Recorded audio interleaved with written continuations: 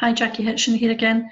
I'm the Office 365 apps trainer, and I just wanted to give you a wee overview of some of the apps that are within your Office 365 for business accounts. So obviously you would log in to your Office, www.office.com, and log in with your username and password associated with your Office 365 account.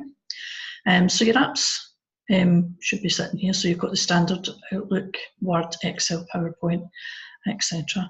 Some of the apps that you may see on my screen, you may not see on yours, but don't worry too much about that. If there is an app that you can't see, you can't access it from there, you can go to what's classed as the waffle, or the apps launcher, it's also known as, and you can check if it's in there. If not, you could contact your administrator. Okay, so SharePoint. SharePoint is a fantastic app. It's used for collaborating with your colleagues, sharing files, working on files together. You can communicate via the newsfeed and so on. So SharePoint allows you to upload document libraries.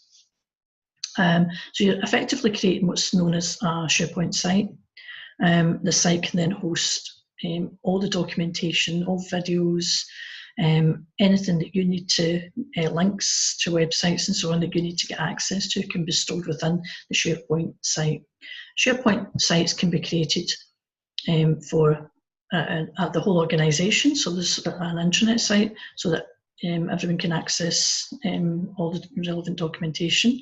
You can also create sites for each department as well. So you would just click on create site and give it an appropriate name. And you can then, so I would suggest the team site option. You can then add, give it a site name, give it a description, and then you can either invite, add members to follow, or send a link to those that you would like to follow this particular team site. So it could be sales, marketing, and so on. So I'll just come out of that just now, just move me out of the way.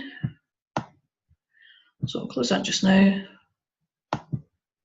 And are you sure you want to close the panel? I'm going to say yes.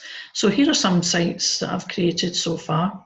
And so, for example, it's a department site. So that's like the main site in here.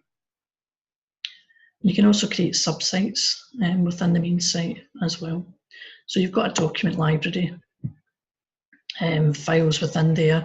You can communicate, start conversation. You can access the documents. Notebook is to your OneNote. So there's various options within there. There's a resources tab. So these tabs can be created and can be customised. I'm just going to go back to my SharePoint again to look at other sites that I've either created or I'm following. And here are some of the sites that I've created. So when you create a team site, it automatically creates a group. Anything that any communication that you add to the site, documentation, the group will be notified via email. So they could go to their Outlook, and any sites that they've been added to, there'll be links to those sites within Outlook. OneDrive, any documents that you add to your OneDrive don't automatically go to your SharePoint site. You can opt to add files to your SharePoint site.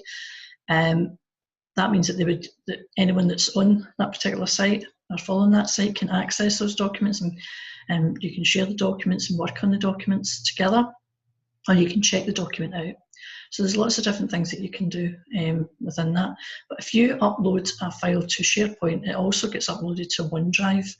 But if you just want to upload files to your OneDrive so that everyone else can't see them, then they don't automatically get added to SharePoint. You have to opt to add the files to SharePoint.